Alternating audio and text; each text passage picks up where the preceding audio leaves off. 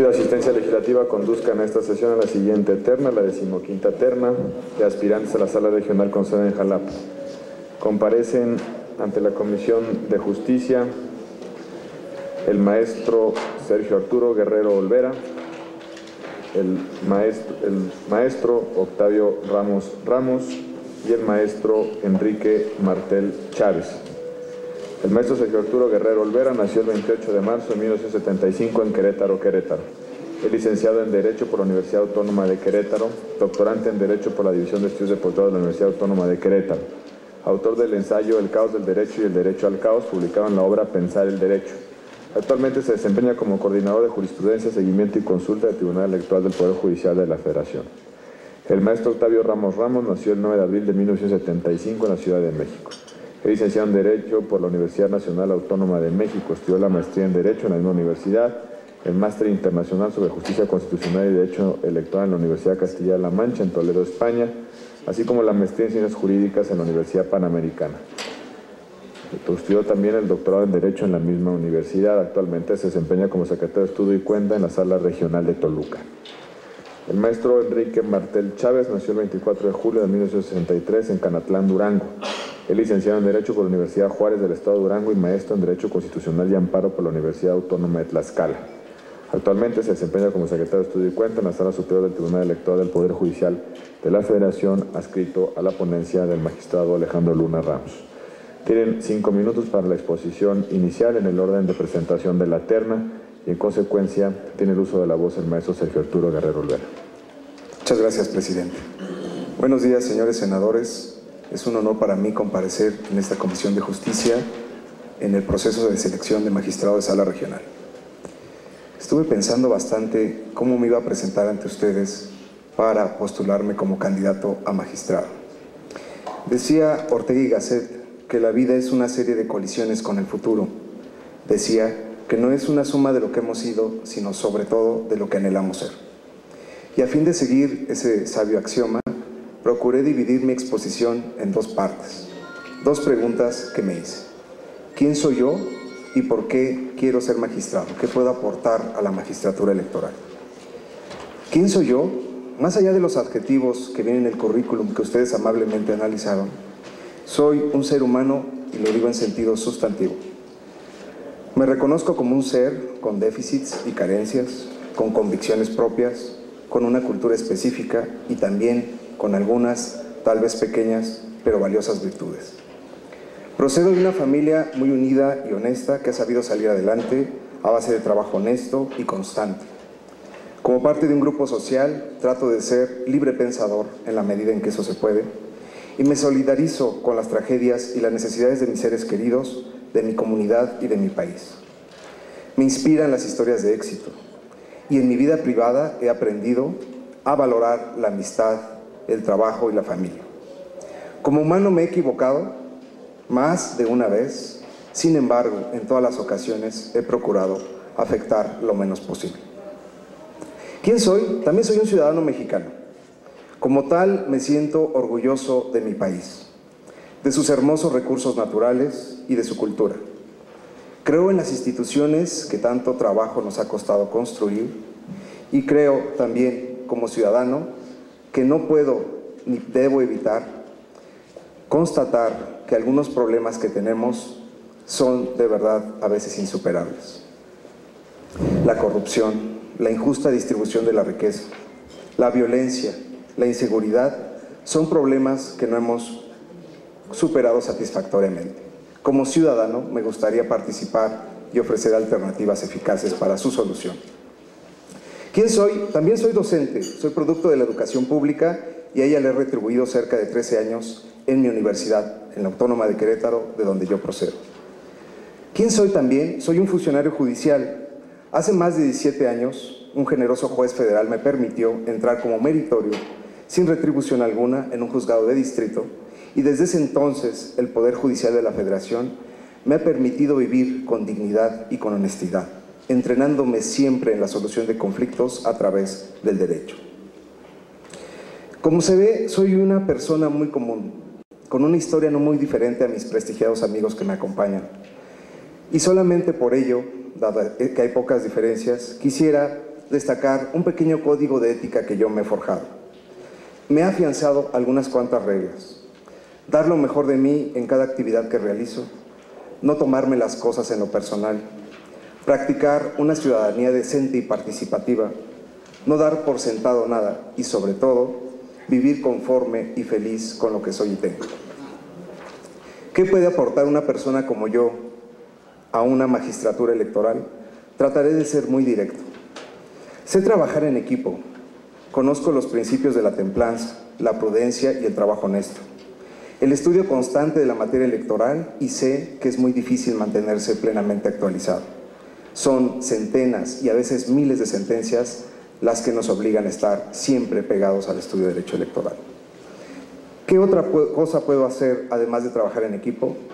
Fortalecer la independencia interna y externa de la Sala Regional, y lo diré puntualmente cómo. Transparentando la forma en que los jueces exponemos nuestros argumentos, divulgando las sentencias, la cercanía a los ciudadanos, dignificar a través de la magistratura la posición que tienen los ciudadanos en la democracia. Y dignificar también la labor del legislador, que es tan importante, dado que se trata de representantes populares que valoran todos los problemas sociales y emiten leyes, guías de conducta. Y tengo un plan más adicional para una circunscripción que es especialmente sensible a los problemas multiculturales de los pueblos indígenas. Yo quisiera promover la aplicación del Protocolo de Brasilia, que aconseja que, tratándose de grupos desaventajados, se instituyan defensorías de oficio públicas y gratuitas para que estas comunidades que adolecen de recursos y a veces están en situaciones de desventaja puedan tener una defensa adecuada. De favorecerme con su voto, yo me comprometeré a esto, y estén seguros de que no le fallaré a esta soberanía, a mi comunidad, a mi familia y a mi patria. Muchas gracias. Muchas gracias a usted, maestro Guerrero Olvera. Tiene el uso de la voz el doctor Octavio Ramos.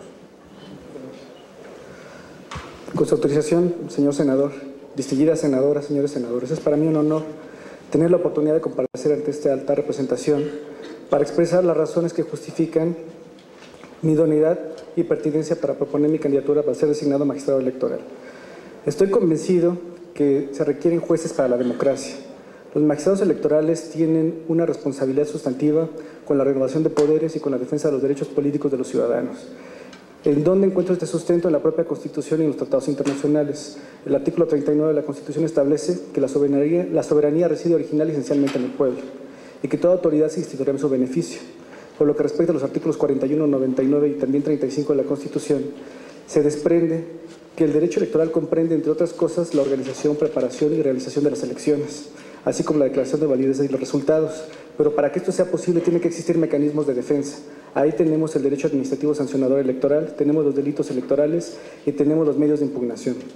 Estos medios de impugnación nos permiten, aparte de garantizar y revisar la legalidad y constitucionalidad de las resoluciones electorales, también establecer mecanismos para la defensa de los derechos político-electorales: votar, ser votado, asociación y afiliación, así como otros derechos que se encuentran involucrados, que es en la petición, información y libertad de información. ¿Por qué considero que son jueces para la democracia?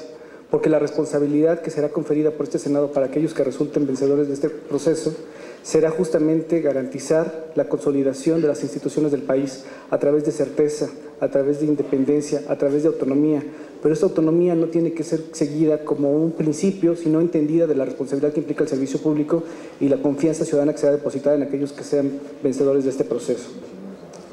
¿Qué implica también para el servidor público, el magistrado electoral? Que está sujeto a la crítica pública. Sus sentencias serán motivo de escrutinio y él tendrá también la obligación de difundirlas para ser garante de uno de los principios de la carrera judicial, que es difundir la cultura democrática, y también dentro de la capacitación. Los magistrados electorales, dentro de esos principios, también son sujetos a la crítica severa, cáustica e incómoda, pero eso será válido en un Estado democrático de debate deliberativo. Por otra parte, estoy convencido también que una de las características que tiene que tener un magistrado electoral es ser sensible a los fenómenos sociales. Y esto lo veo en dos ejes. Uno de los primeros es el relativo al propósito legislativo. Las normas son emitidas en función de fenómenos históricos concretos, pero las conductas que se van generando con posterioridad no necesariamente se encuentran reguladas con esa precisión. Por eso se requieren jueces que establezcan y que tengan claro cuál es el propósito legislativo del juzgador y que considere los elementos económicos, políticos, sociales y culturales que son sometidos a su conocimiento. Y me explico de manera particular en esta circunscripción que es la Sala Regional Jalapa. Hay elecciones por usos y costumbres y concretamente estoy pensando en el estado de Oaxaca. Son 417 municipios que se van a renovar por este procedimiento y tenemos que son diferentes prácticas las que existen. Hay un antecedente muy importante en la Sala Superior que es el caso Cherán en Michoacán. No estaban previstas normativamente las elecciones por usos y costumbres. Esta comunidad la solicita al órgano administrativo electoral y obtiene una negativa. Esta negativa es porque no existía disposición legal para realizarlas. En función del sentido estricto del derecho, pues ninguna autoridad no puede realizar algo que no esté expresamente previsto. El asunto fue sometido al conocimiento de la Sala Superior y la Sala Superior dice, están reconocidos en el artículo 2 de la Constitución, es su derecho y tienes que instrumentar los mecanismos que permitan realizarlas. Y esto lo pongo como ejemplo, porque tenemos una determinación formal en el Estado donde es ajena a la visión del propósito constitucional regulado y no se observan las características económicas, culturales y particulares de estos pueblos indígenas. Por eso me parece que es una constante necesaria que tiene que estar presente en el compromiso de aquellos que asumen la responsabilidad que ustedes dignamente establecerán. Por otra parte, estos elementos no pueden ser ajenos tampoco a un perfil. El juzgador tiene que estar en conocimiento del paradigma constitucional actual. Me parece que la brecha que ha fijado el constituyente es muy alta.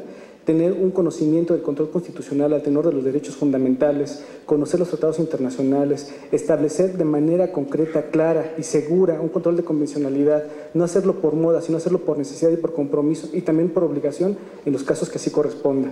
Estoy convencido que se requieren jueces con características argumentativas, que tengan la capacidad de expresar de manera concreta, con ideas cortas, pero con un lenguaje claro, que piense en la ciudadanía. Y bueno, ¿y por qué no? Tratándose de las comunidades indígenas, buscar la forma de hacerles accesible este conocimiento, tal vez con una síntesis de la traducción a su lengua de estos mensajes jurisdiccionales.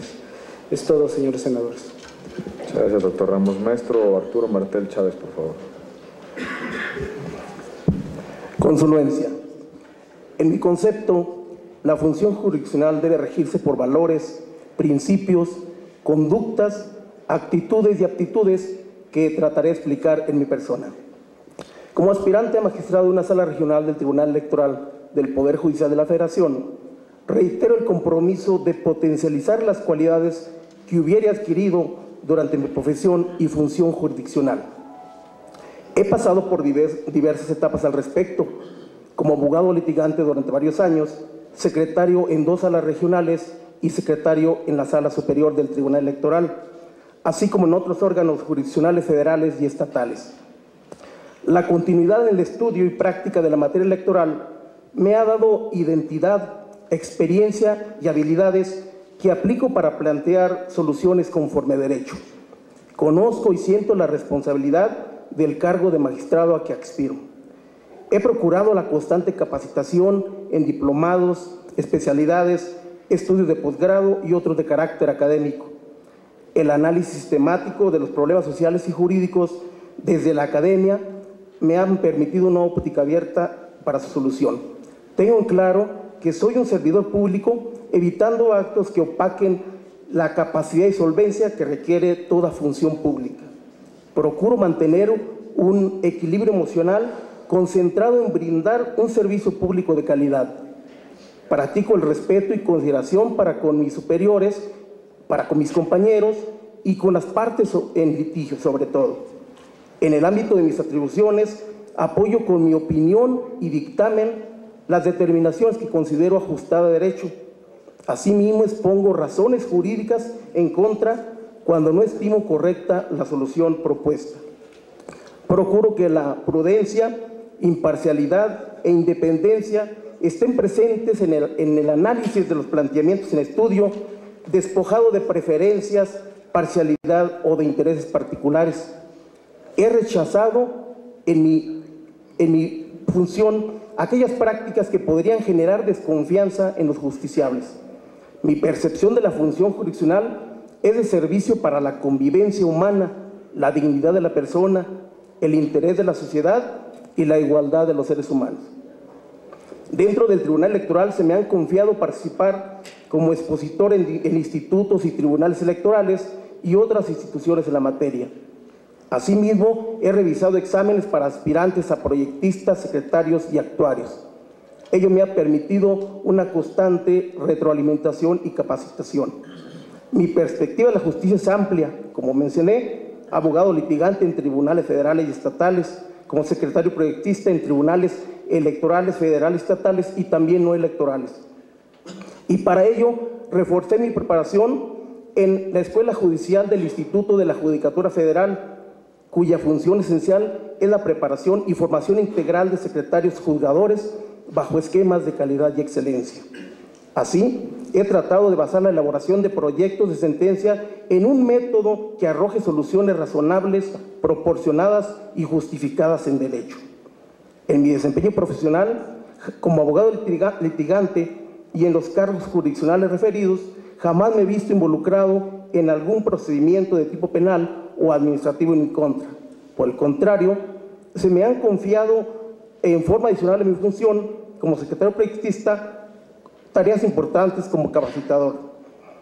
Ahora bien, veo un reto esencial para todos los órganos jurisdiccionales, emanado desde la Suprema Corte de Justicia de la Nación, consistente en que todas las decisiones judiciales deben adaptarse al principio por persona, como un paradigma. Es obligación ineludible atender a la norma que otorgue mayores beneficios a la persona con independencia de la posición jerárquica de esa norma. Las salas regionales deben realizar una capacitación intensa respecto de los criterios de los tribunales nacionales e internacionales y de la doctrina que existe al respecto. Expuesto lo anterior, agradezco a ustedes su atención, quedando a su consideración la pertinencia de mi designación como magistrado electoral. Gracias. Gracias, maestro Martel.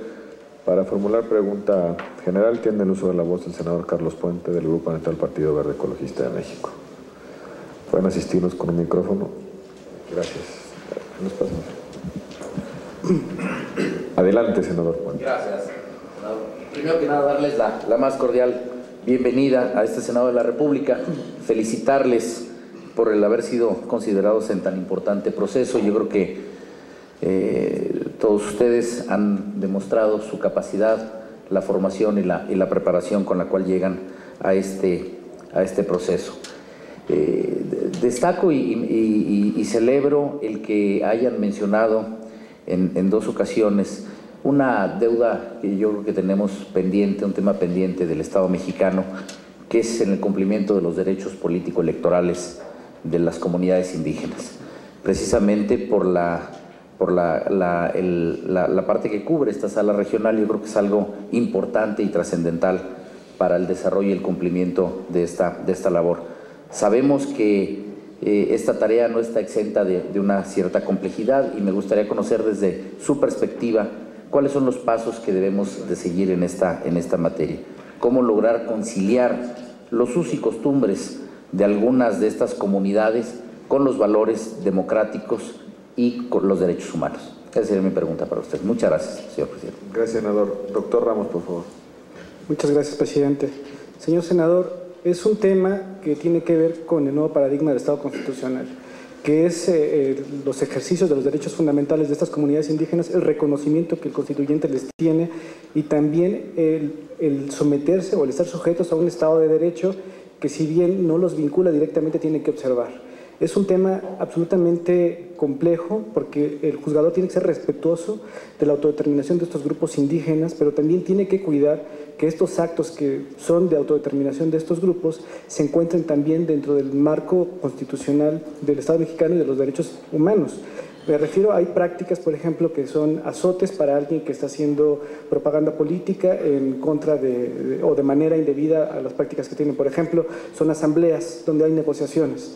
Este tipo de prácticas necesariamente tiene que estar reguladas y tiene que haber un pronunciamiento del juzgador constitucional que se impida a la mujer participar en igualdad de condiciones que el hombre. Bueno, hay que generar una inercia en estas comunidades de estar observar cuál es la dinámica internacional a la que no son ajenos, y cuando son sometidas estas problemáticas a la jurisdicción electoral, ahí es donde tiene que existir un pronunciamiento que observe lo que platiqué hace rato en la introducción, las circunstancias económicas, las políticas, las culturales de estas comunidades en particular. ¿A qué me refiero? Hay casos extraordinarios de la jurisdicción electoral donde han presentado, me refiero concretamente a un paradigma de la jurisdicción del tribunal, que es el caso Jurek, el caso Tanetse de Zaragoza. En este caso se presenta no hay elecciones en un ayuntamiento.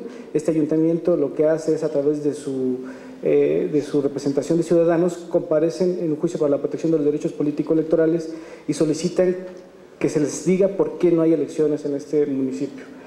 La respuesta es extemporáneo tu medio de impugnación, porque ya pasaron más de 4 días, se publicó en el periódico oficial las razones que el instituto comunicó a la legislatura para que nombraran a la autoridad. La Sala Superior se tiene en un dilema. Dice, bueno, son comunidades que están protegidas por la Constitución, tienen sus usos y costumbres, sus lenguas, inclusive se garantiza que las fomenten. ¿Cómo podemos exigir que estén en conocimiento de una publicación oficial que no está a su alcance? Circunstancias económicas, no pueden desplazarse con la premura que esto requiere. No podemos establecer que ellos tengan la condición de leerlos porque está garantizado el reconocimiento de sus usos y costumbres, y tal vez en eso está el nacer analfabeta, e inclusive que no tenga la posibilidad de entender el idioma, ni siquiera verbal, y en consecuencia la comprensión de lo que implica esta determinación en el periódico oficial. A partir de estos elementos, la Sala Superior establece una jurisprudencia que señala que contra los usos y costumbres hay suplencia absoluta de la deficiencia del agravio. La Ley General del Sistema de Medios no establece eso. La Ley General dice que donde se desprende a causa de pedir. La Sala Superior, al tenor de los tratados internacionales, determinaciones de la OIT, arriba a la conclusión de que hay que asumir una suplencia absoluta de la deficiencia del agravio. Y ese es el compromiso de la conciliación que tiene el magistrado electoral. Observar con esa óptica y con esas particularidades el caso. Puede haber consecuencias desfavorables, por supuesto. Ha habido casos que no han podido ejecutarse porque las comunidades dicen, bueno, estas son mis prácticas, nosotros las asumimos, y si bien a fulanito de tal le dieron la razón, bueno, pues eso fue el Tribunal Electoral, pero aquí nosotros mandamos. ¿Y cuál sería el costo de esto? Que si se trata de ejecutar por mecanismos del Estado, puede generar inclusive violencia o alguna muerte. Entonces, las consecuencias de las determinaciones que se emiten es algo que debe estar presente también en la óptica del juzgador electoral.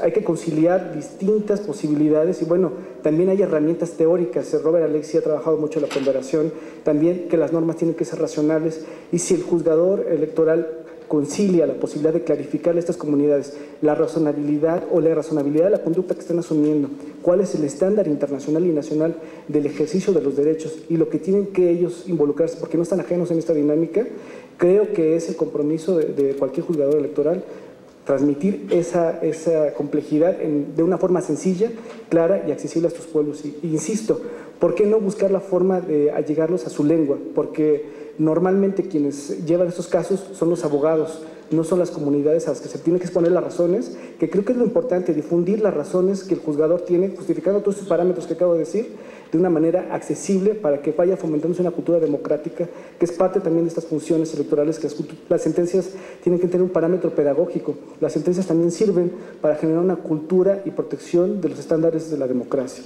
Esa es mi respuesta, señor senador. Gracias. Maestro Martel, por favor. Sí, en realidad el tema de usos y costumbres en las comunidades indígenas es un problema bastante complejo. Sin embargo, la cuestión se trata de hacer compatible esos usos y costumbres, estos derechos de estas comunidades con los principios constitucionales, legales y los que ahora con el nuevo paradigma de derechos humanos se ha tomado carta en naturalización en México. ¿Cómo hacerlo compatible? Bueno, por empezar, la Constitución es la carta magna en nuestro país que se reglamenta en forma secundaria en las leyes.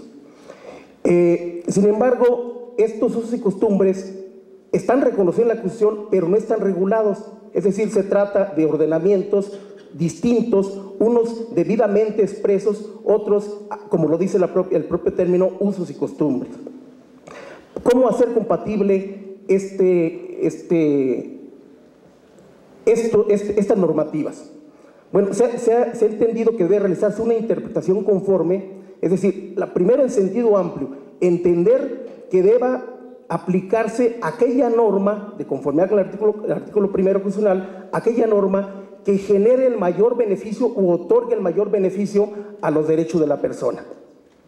Bueno, en segundo lugar, una interpretación en forma estricta. Puede resultar que de la interpretación que se realice tanto de la normativa escrita, constitucional, legal, así como de los usos y costumbres, resulten varias interpretaciones. Entonces, deber privilegiar aquella interpretación en atención a la interpretación conforme en sentido amplio, es decir, aquella que siga, aquella interpretación que privilegie que potencialice el otorgamiento en mayor medida de aquel derecho humano. Y finalmente, si se encuentra, cuando no resulta posible esa interpretación conforme ni en sentido amplio ni en sentido estricto, entonces, si es posible, desaplicar la norma legal o la norma aquella norma por uso y costumbre no escrita, pero que impida el pleno ejercicio del derecho o derecho humano. Pero para esto hay que tomar en cuenta una situación, que no, ahora de conformidad con el artículo primero constitucional y con la sentencia emitida por la Suprema Corte de Justicia de la Nación en el caso Radilla, ya se rompe el paradigma de atender a un orden constitucional establecido, ¿sí? Por eso decíamos que se debe atender a aquella norma, con independencia del orden jerárquico en que se encuentre, atender a aquella norma que otorgue el mayor derecho posible.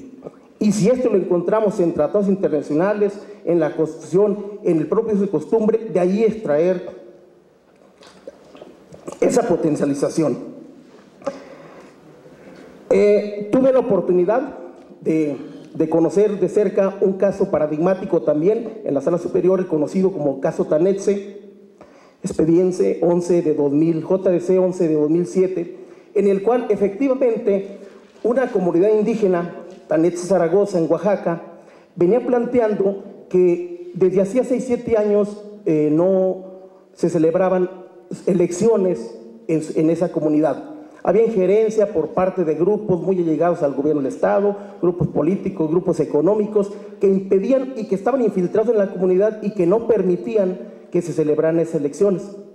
Llegan con un planteamiento en un escrito sencillo, muy sencillo, dirigido a la presidenta magistrada del tribunal de la Sala Superior, en el que le hacían valer como queja, una forma muy sencilla, que no se celebraran elecciones en su comunidad. En esa ocasión, el caso Tanetse, se suplieron en forma amplia los derechos procesales. Es decir, no es una moda los derechos humanos, sino que el Tribunal Electoral ha venido tejiendo desde hace tiempo. Qué bueno que ahora tomaron carta de neutralización, pero en esa ocasión se suplieron incluso cuestiones procesales como la legitimación, cuestiones temporales, porque en forma normal esa impugnación ya estaría desfasada, y se suplieron también sobre todo cuestiones de índole de fondo. Entonces, lo que se requiere en este caso de las comunidades indígenas y sus usos y costumbres es hacer compatible aquello que resulte útil del sistema constitucional legal con los propios usos y costumbres. Gracias. Muchas gracias. Maestro Guerrero Olvera, por favor. Muchas gracias, presidente. Agradezco mucho la pregunta, señor senador. Creo que es de aquellas que ponen el dedo en la llaga, sobre todo tratándose de la tercera circunscripción, donde está la mayor población de pueblos indígenas y también, como usted lo dice, con un rezago que hasta ahora no hemos podido superar. La pregunta es, ¿qué paso seguimos para pagar de alguna manera esta deuda histórica que tenemos? A mí se me ocurren algunos cuantos. Creo que el primer paso es el de tener un diagnóstico puntual de cómo están nuestras comunidades indígenas. En este aspecto creo que se ha avanzado bastante. El CDI, por ejemplo, ha hecho un mapa de pueblos indígenas en el país que nos dice bajo qué condiciones están, cuáles son sus principales rezagos, por ejemplo, en materia de salud, cómo viven estructuralmente en situación de desventaja y cómo podríamos ayudarlos sobre todo en trabajo comunitario y proyectos de cooperativas. Creo que tenemos un buen diagnóstico, faltan cosas por hacer. Necesitamos, como un segundo paso, un marco referencial. Es muy difícil explicar por qué los pueblos indígenas deben de mantenerse bajo sus usos y costumbres y nosotros, como una comunidad mestiza, evitar la asimilación forzosa a nuestra cultura. lo que significa que a veces no estamos muy de acuerdo con lo que hacen al interior de las comunidades indígenas, pero mientras esté dentro de ese marco constitucional de tolerancia y de diferencia, debemos ser muy respetuosos. No debemos asimilarlos a nuestro sistema de consumo, a nuestro sistema electoral, a nuestro sistema democrático, porque ellos tienen el propio, es valioso y a veces también demuestra que funciona muy bien. El tercer paso, creo, es el de un plan de acciones en el que funcionen y se realicen y coordinen todas las instituciones que tienen que ver con los pueblos y comunidades indígenas, es decir, acciones transversales. Voy a poner algunos ejemplos. El CDI acaba de traducir, esta es una noticia maravillosa que leí apenas esta semana, la Constitución mexicana a 10 lenguas de comunidades indígenas, lo cual antes no lo teníamos. Al interior del Tribunal Electoral del Poder Judicial de la Federación, he propuesto personalmente que se haga una nómina de los sistemas normativos electorales indígenas, porque resulta que la Constitución, el artículo 2 establece que aplicaremos los sistemas normativos indígenas en las elecciones que se rigen bajo el sistema de usos y costumbres. Pero luego nos damos cuenta que no tenemos un catálogo, una nómina, un conjunto sistematizado de esos sistemas normativos indígenas. Casi siempre cuando juzgamos lo hacemos con lo que nos allegan las partes, pero no hemos hecho trabajos de campo. Y esta es una parte de los planes de acción que tenemos que hacer. No concibo a un juez electoral que quiera juzgar pueblos y comunidades indígenas sin antes haber conocido el sistema normativo indígena. Y esto es muy importante porque no se puede conocer a través de un código, de una publicación, no se puede meter uno en internet y ver cuáles son los sistemas y usos y costumbres indígenas. Estas normas, a veces milenarias, están en la voz de las personas más viejas, en la voz de los concejales de los pueblos, y no podemos ni tenemos en la actualidad una nómina completa de los sistemas de pueblos y comunidades indígenas.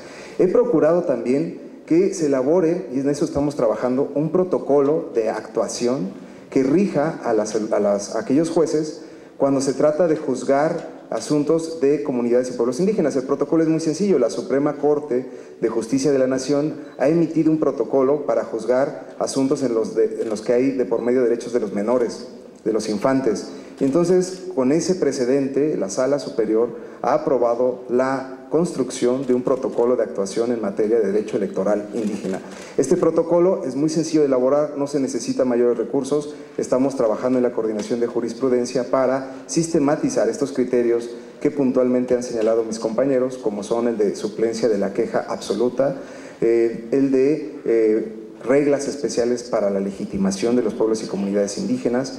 Por ejemplo, los pueblos y comunidades indígenas tienen un problema, no tienen un padrón electoral, y a veces dentro de las comunidades y los pueblos indígenas son avecindadas personas que no tienen, no se asumen como tales, como indígenas. Entonces eso también genera fricciones al interior y también exigencias de tipo electoral. En suma, en lo que respecta a los pueblos y comunidades indígenas, el rezago no es tan grave en materia electoral porque hemos aplicado, por ejemplo, la Convención para eliminar toda forma de discriminación racial. En nuestras sentencias se han usado, en las dos que han mencionado mis compañeros. Estamos a punto de emitir un protocolo de actuación y también estamos por describir 2 comunidades indígenas, 2 sistemas normativos indígenas de Oaxaca, con base en lo cual tendremos un trabajo de campo más eficaz para impartir una justicia más equitativa. Sería mi respuesta. Muchas gracias, senador. Muchas gracias a los tres. Don Manuel Camacho, por favor.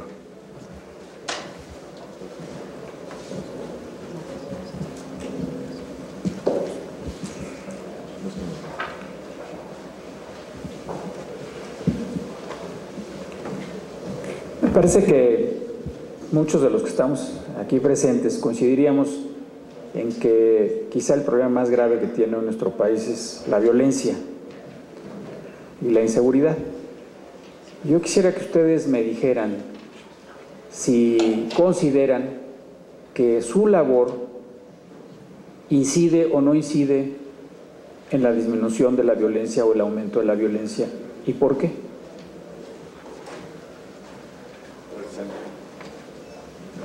Gracias, senador. Maestro Martel, por favor. Sí, mencionaba yo en mi exposición que la función jurisdiccional tiene que tener un eje principal de acción, que debe ser propiciar la convivencia humana, la igualdad de los derechos humanos, entre otros aspectos. Entonces el juzgador, en este caso el juzgador electoral, tiene que tener una sensibilidad especial para determinar en aquellos casos concretos que se le sometan a su análisis los efectos que puede producir, cómo resolver esos problemas jurídicos a la luz del derecho, pero que no vayan a resultar contraproducentes, generando, por el contrario, algo contrario a la convivencia humana. ¿Sí? Una mala sentencia, ahorita mencioné yo por ejemplo el caso Tanetse. En este asunto había injerencia de varios sectores que no eran parte de esa comunidad, porque tenían intereses económicos, ¿sí? Entonces hubo que detectar esos grupos para hacerlos saber de diferentes formas, promover conciliaciones a través de los órganos electorales y hacerlo saber a las instancias pertinentes que había grupos que no precisamente tenían intereses en la elección democrática. Entonces, en la medida que un juzgador emita sentencias, como lo dice el propio término, sentir la necesidad de que ese problema jurídico se le resuelva con razones proporcionadas, valga la redundancia, razonables y justificadas en derecho, en esa medida habrá, se contribuye con esa resolución a la paz social y a la convivencia.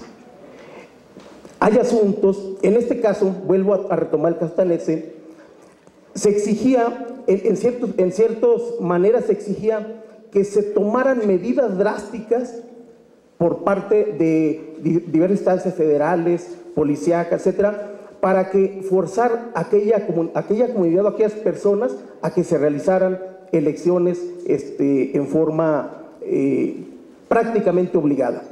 Fue sorpresivo cuando se recibió, cuando después de transcurrir un determinado tiempo que aparentemente no se cumplía la sentencia emitida en este caso Tanetse, se promovía la inejecución por diversos sectores, pero se llevó a cabo esas pláticas de conciliación acercando los grupos, y finalmente fue sorpresivo cuando se recibió un escrito en la sala superior, hasta redactado en términos algo románticos, en los que este grupo de esta comunidad indígena hacía ver que una vez erradicadas esas personas que no debían participar en la comunidad, habían celebrado unas elecciones en su comunidad ejemplares. Yo pienso que el juzgador debe tener esa sensibilidad en cada caso concreto que se le someta, cuando se le plantea una causa de nulidad, dar las razones justificadas de por qué se da esa razón y no otra.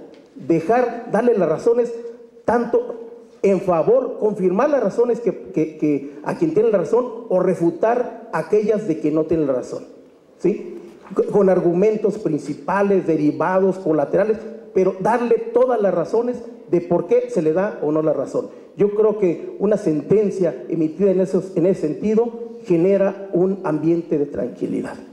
Es todo. Gracias.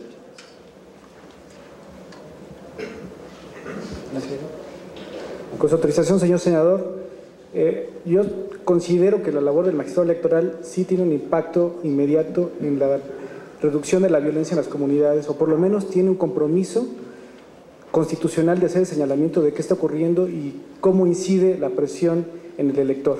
Me refiero, y estoy pensando concretamente en casos reales. Durango, cuando se analizó la constitucionalidad de la validez de la elección de Durango, hubo un pronunciamiento muy importante de presión en el electorado, grupos armados, levantamiento de personas, secuestro de urnas, y eso se hizo patente como una violación a un principio constitucional, y un principio no menor, un principio rector de la renovación de poderes, como es el derecho a ser votado. El sufragio tiene, entre otras características, ser libre.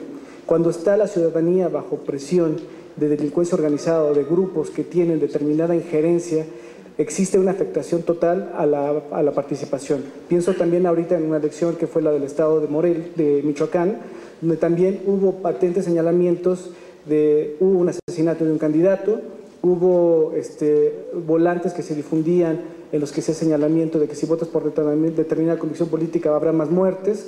¿Cuál es el compromiso del magistrado electoral? El compromiso del magistrado electoral es, primero, identificar que existen irregularidades, hacer señalamientos valientes, prudentes y consistentes en su sentencia, como ocurrió con la Sala Superior y el caso Durango. Los magistrados, me acuerdo mucho de la participación del magistrado Flavio Galván Rivera, fue muy consistente en señalar que no era ajeno, que existía una circunstancia que afectaba y que impactaba en el proceso electoral. Hizo un análisis que me parece que fue interesante también respecto de la cuantificación de los sufragios que se emitieron a partir de esas comunidades donde hubo los señalamientos de violencia. Y a partir de eso yo creo que la ciudadanía sí puede tener una convicción de que el juez asume un compromiso de hacer pronunciamiento y también valora el impacto que eso pueda tener en el proceso electoral. En el caso de Durango fueron municipios donde la votación no alcanzaba a revertir ese resultado, bueno, y en consecuencia se mantuvo la validez de esa elección. ¿Qué sucedió, por ejemplo, en el caso Acapulco? En el caso Acapulco también teníamos señalamientos de violencia al interior de estas comunidades, presión, direccionamientos. ¿El compromiso cuál es? El compromiso es que yo asumí cuando hice mi exposición que somos, o aquellos que tengan la fortuna de ocupar un cargo como el que en este caso estamos participando, jueces para la democracia. Y un juez garante de la democracia tiene que ser sensible a las afectaciones que existen en la ciudadanía y consecuentemente hacer señalamientos en los procesos.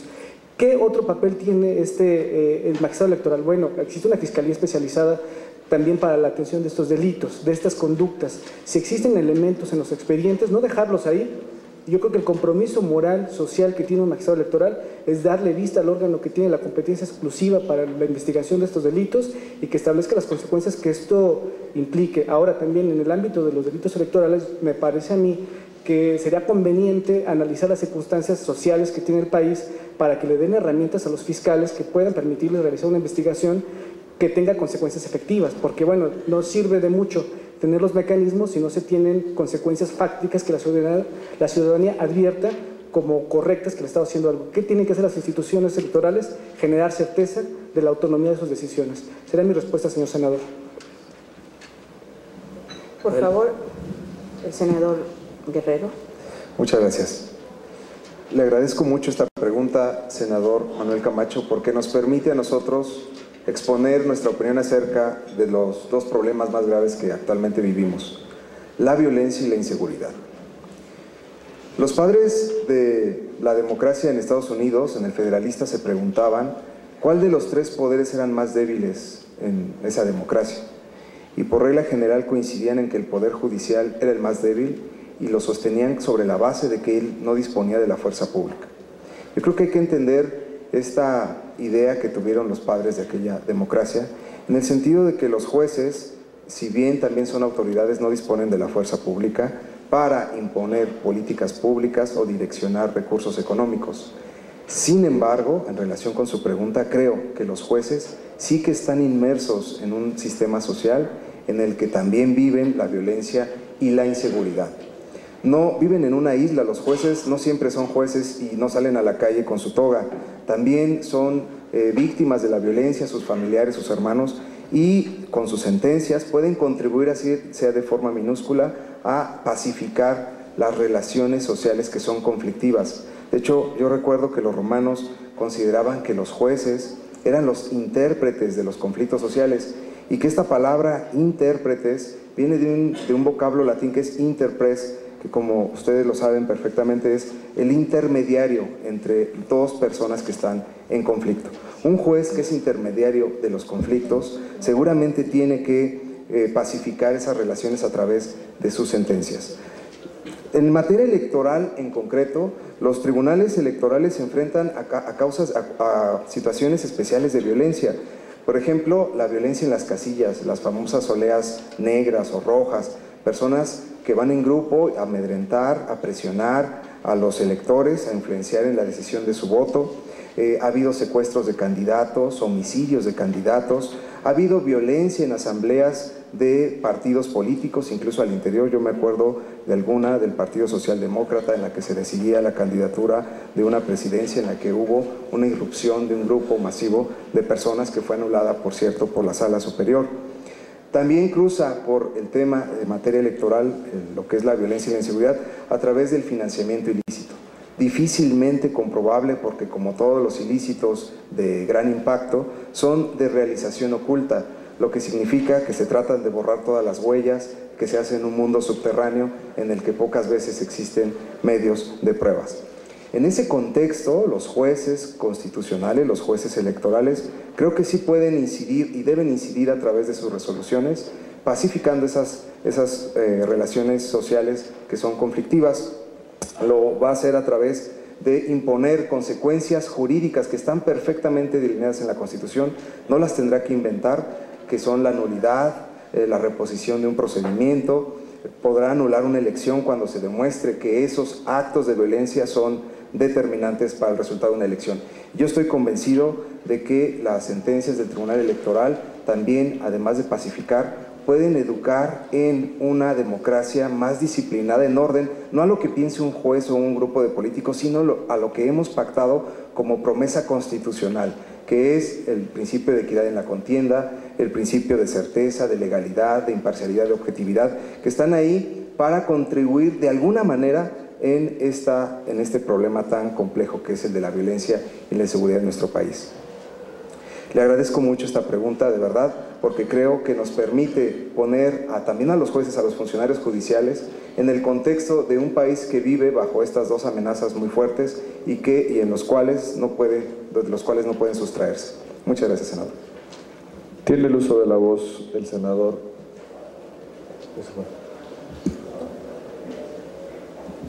¿Qué hizo? Bueno, en el turno de Acción Nacional formularé una pregunta. Y es la siguiente. Se fue el senador Yunes. Hoy murió un filósofo del derecho, quizá de los más importantes de la doctrina contemporánea, Ronald Dworkin. Y él decía en varios de sus textos que la integridad debiera ser considerada como virtud de la justicia. Y sobre todo señalaba que todo juzgador, al momento de aplicar las normas, debe enfrentarse a los casos con un tejido ético, un tejido moral, tanto individual y colectivo. Y que desde ese tejido había que plantearse no solamente los problemas, sino también las interpretaciones de las normas. Mi pregunta sería, ¿cuál es el tejido moral, individual y colectivo que ustedes asumen como juzgadores? ¿Cuáles son los valores? Muchos de ellos ya los han ustedes señalado en su exposición inicial, pero ¿cuáles son esos valores que ustedes desde una ética pública, una ética cívica, profesarían en el ejercicio de la función jurisdiccional? Y plantearles en este contexto la pregunta de, frente a un caso en el cual haya que decidir entre la justicia formal y la justicia material, ¿cómo se inclina? ¿Hacia qué extremo ustedes se inclinarían? ¿Y por qué? Gracias de antemano por sus respuestas. Tiene el uso de la voz para responder a esta pregunta el maestro Guerrero Olvera. Muchas gracias. Creo que este día no se olvidará porque, aparte de ser 14 de febrero, efectivamente murió a los 81 años de edad uno de los más grandes filósofos del derecho. Ronald Dworkin tenía exactamente, como usted bien lo señala, la idea de que el derecho debe aplicarse en su integridad. A mí me gusta mucho una frase que él tenía relacionada de cómo se aplica la justicia, y él decía que para lograr la justicia deberían de alinearse al mismo tiempo y bajo el mismo parámetro todos los órdenes del universo, con lo cual decía que si se veía el derecho como una integridad, si se aplicaban los tratados internacionales en armonía con la Constitución, con las leyes, con la moral, con la ética pública, se podría obtener una sentencia justa. ¿Cuál es mi tejido moral, digamos, en el que he desarrollado mi profesión y en el que ofrezco hacerlo, de verme favorecido con la designación por parte de esta soberanía? Creo que ya lo he mencionado, pero quisiera agregar un poco más. La transparencia en la actuación creo que es definitiva para un magistrado electoral. Yo creo, y lo creo con mucho convencimiento, que no hay que tenerle miedo a la transparencia y a la rendición de cuentas de los jueces. Por ejemplo, en un tema tan sensible como la publicación de los proyectos de resolución. Porque en muchas ocasiones los jueces se guardan la información que tienen y los proyectos los resuelven en privado y no solamente en sesiones públicas. No veo absolutamente nada malo, como ya lo ha hecho tanto la Suprema Corte como la Sala Superior, en publicar los proyectos, someterlos al escrutinio público y sobre todo también para que los jueces tengan más elementos. Al final, con la soberanía que ellos tienen, con las facultades, serán los que decidan.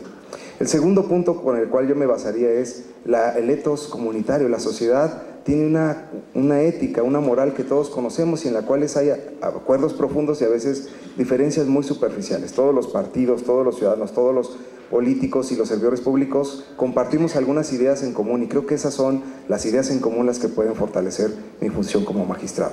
Al menos por cuestión de tiempo creo que esas dos cosas podré ofrecer. Muchas gracias. Al contrario, muchas gracias, maestro, por sus respuestas. Doctor Ramos, adelante. Con su autorización, señor presidente. Ronald Dworkin, un filósofo del derecho que cambió la percepción de la aplicación de los juzgadores en los años 70, 80. ¿Cuál es la aportación de Dworkin? Básicamente distinguir entre la aplicación estricta del derecho y asumir que hay valores y que hay axiomas que tienen que ser considerados por el juzgador y que esos normalmente no se encuentran inmersos en la disposición normativa. Pero el juzgador tiene que analizar las circunstancias particulares del caso, las económicas, las políticas, las sociales, como dije hace un momento, pero la gran aportación de Dworkin es justificar que frente a y que es el dilema que nos formula el señor senador en la pregunta, ¿cómo resolveríamos frente a un caso ante la justicia formal y material? Bueno, para Dworkin, y yo asumo también eso, hay una sola justicia. O sea, no podemos pensar en que estamos resolviendo una justicia formal y abstrayéndonos de la realidad social. Hay que asignar y hay que ser valiente en la toma de decisiones y también justificar claramente, porque esta es la problemática del juzgador. Asumir una postura garante de la justicia también puede ser complicada por el activismo judicial. El juzgador tiene que ser centrado, tiene que ser racional y tiene que ser prudente en su toma de decisión. Justificar perfectamente que hay un marco normativo de valores y de principios, que eso es lo que Dworkin aporta al mundo. Dworkin aporta al mundo identificar las reglas y los principios constitucionales. Dice, la Constitución tiene parte orgánica y parte dogmática, y hay principios que regulan partes orgánicas y también partes dogmáticas de derechos fundamentales. Al final, el juzgador lo que tiene que hacer es justificar que existe un marco normativo que le permite poder asignarle un contenido de valor al problema jurídico que está resolviendo. Y me explico cuál sería el modelo que ahora afortunadamente está expreso en la Constitución. El artículo primero le permite al juzgador establecer que no nada más los derechos fundamentales o derechos humanos que están contenidos en el marco normativo constitucional son los que son posibles de aplicar, sino aquellos que están contenidos en tratados internacionales, pero me parece muy importante que hay disposiciones legales que son de inferior jerarquía, que reconocen de manera más amplia los derechos. ¿Esto qué significa? Que aún siendo de menor jerarquía, estas disposiciones irradian y amplían el marco constitucional. Y a partir de estos elementos que genera, bueno, que necesitamos juzgadores que conozcan las disposiciones normativas, que generen una interpretación sistemática, es decir, que busquen la coherencia normativa, que justifiquemos a través de una interpretación conforme con la disposición. Normalmente era la disposición de mayor jerarquía, pero repito, si hay una disposición de menor jerarquía, pero que reconozca de manera más amplia los derechos, esa disposición seguirá siendo de carácter constitucional. La gran aportación de Ronald Dworkin es justamente dotar de herramientas al juzgador, de herramientas argumentativas, para poder llegarse a la mejor respuesta. Dworkin, en una de sus propuestas, él asume que solo hay una respuesta correcta para los juicios. Esa también ha sido una polémica en el debate académico, que no necesariamente existe una respuesta correcta para los asuntos, pero tal vez sí hay una que se ajusta mejor a la realidad social, política y económica que se tiene que resolver ante la dirimir justicia. Esa sería mi respuesta, señor senador. Muchas gracias, doctor Ramos. Maestro Martel, adelante, por favor. En efecto, la integridad puede analizarse desde dos puntos de vista, como ser humano y la relativa en forma específica a la función jurisdiccional. Como ser humano, bueno, lo podemos dejar en definiciones subjetivas: el ser bueno, el ser noble, el ser comprensivo, considerado, respetuoso, ¿sí? Pero esos son inherentes o que debe ser para todo ser humano. Pero la función jurisdiccional en la integridad tiene que tener un elemento esencial, que es la objetividad en el análisis de los planteamientos que en forma concreta se le formulan para la solución de un determinado problema jurídico. A partir de esos planteamientos objetivos, él tiene que detectar los hechos, es decir, las afirmaciones que se hacen sobre los hechos, las pretensiones concretas y detectar también aquellos planteamientos que la contraparte le formula, analizar elementos de prueba, analizar cuestiones en forma imparcial. Este elemento objetivo en el tratamiento de los problemas jurídicos debe ir acompañado de esa integridad en la imparcialidad. Trato igual para las partes que van sobre una misma pretensión o que tienen pretensiones jurídicas contrarias. A partir de ahí, a partir de que se analiza en forma concreta las pretensiones de una y otra de las partes, existe esa integridad del juzgador, una objetividad que debe imprimir en el estudio exhaustivo, congruente, y también esa congruencia no solo en el estudio, sino que quede plasmado en la resolución respectiva. Es decir, que todas las partes que hacen sentencia, desde los antecedentes, donde se plantea la pretensión jurídica esencial, en los hechos que son relevantes, hacer referencia solo a aquellos hechos relevantes o a aquellas afirmaciones de hechos relevantes que tengan relación concreta con aquel problema jurídico que se plantea. No desviar la litis, para que también esa objetividad sea congruente respecto de los elementos de prueba que se aportan o que se pide que se allegue el juzgador.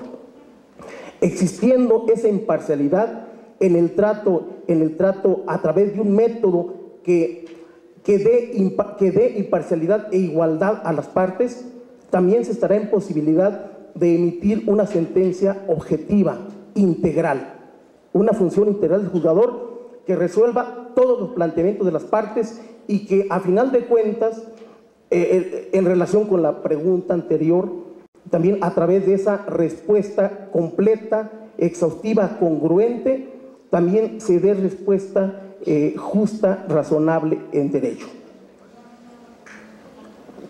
Bueno, pero hay otra cuestión. Eso es solamente para un método de solución de los problemas jurídicos, pero ahora falta el aspecto final de toda sentencia. ¿Cómo se va a resolver? La pregunta que hacía de qué preferir entre superar cuestiones formales o darle la razón material. Indiscutiblemente que se han roto los paradigmas de la formalidad. Ya todos los tribunales, y también en forma muy progresista, el Tribunal Electoral ha venido desde hace años siendo muy favorable a las pretensiones, pero tanto desde el aspecto procesal, superando barreras que parecían infranqueables, formalistas, que hacían que obstaculizaban el acceso a un derecho efectivo a la justicia. Eso solo en el aspecto procesal. Pero ahora, con este nuevo paradigma de los derechos humanos, hacíamos mención de que se debe potencializar y preferir aquella interpretación que resulte más favorable a los derechos humanos, incluso olvidándose de formalismos de órdenes de jerárquicos nacionales e internacionales, o como mencionábamos, incluso de órdenes en usos y costumbres. Gracias. Gracias, maestro Martel. Tiene el uso de la voz la senadora Arely Gómez. Perdón. Tiene el uso de la voz el senador Manuel Cavazos.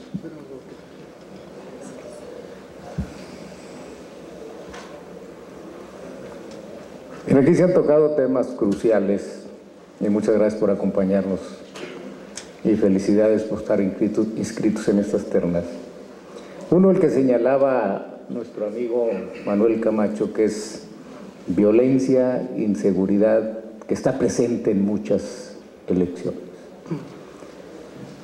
Los científicos suelen aislar factores y dejan que solo opere un elemento para ver el efecto.